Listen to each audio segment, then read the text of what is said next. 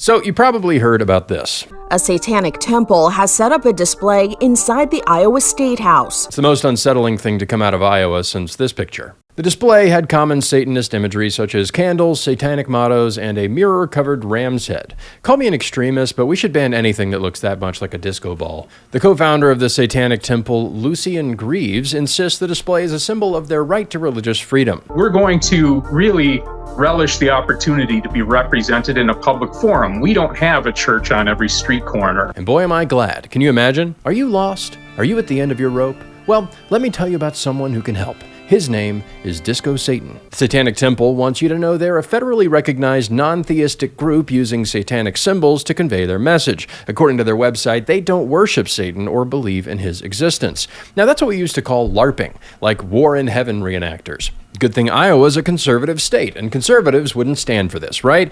Well, Iowa Republican John Dunwell did what any Republican would do, release a long, convoluted statement. Dunwell starts by giving us a play-by-play of how the satanic display got the green light. Apparently, there's an application process for Capitol displays, and if you want to showcase your artistic prowess, you're in luck. The Iowa Capitol is like one big art show, and nothing bad can ever happen at an art show, right, Yoko?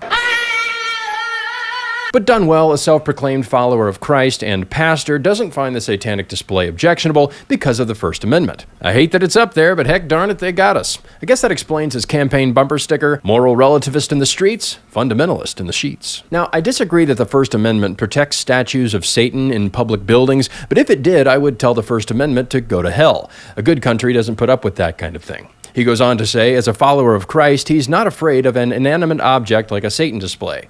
Yeah, no one is threatened by inanimate objects like this, or this, or this. But the truth is, symbols are powerful. They're inanimate, but they mean something. The left understands that. Why do you think they did this? And I don't approve of those statues because of the First Amendment. I like those statues because they're good. I'm generally not a fan of graven images, but which statue would you prefer in your town? This statue of Robert E. Lee? Or this AIDS memorial designed to look like an anus? There is a difference, no matter what Iowa Republicans may think. And only one of these should be legal. Here's something that Republicans refuse to understand. There's no such thing as a religiously neutral public square. The only people who believe that are progressives who want to take power and conservatives who are about to give up power, even if it means giving power to this guy. Conservatives think they're taking the moral high ground when really they're just being stupid on purpose. It's like after getting elected, Republicans get a mandatory lobotomy, and some get theirs before they're elected. But Dunwell says his primary response is prayer. Well, God decided to answer his prayer on Thursday in the most fun way possible. Michael Cassidy, a Christian and former military officer, wasn't having any of it.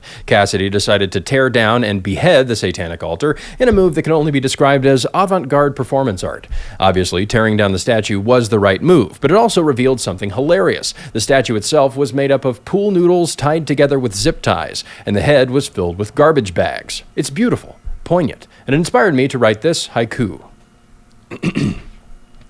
Disco Satan dies. His head, still filled with trash bags, lies now on the ground. Thank you. After destroying the statue, Cassidy turned himself into the police, who confirmed that the Satanic Temple of Iowa does want to press charges. Such a shame that Cassidy is ruining his witness with the Satanists. And who's representing our brave art critic? None other than Davis Yuntz, an attorney and retired Air Force lieutenant colonel. Because when you're defending yourself against Satan's minions, you want someone with a military background. The story itself is a white pill, but so are the reactions on the right, including some mainstream conservatives. And a lot of folks have already donated to his legal fund. All in all, there are basically three reactions. There's the right-wing good guys rallying around him, and there's the erstwhile conservatives hemming and hawing. I think you know which one I think is better. And finally, there's the left's predictable reaction.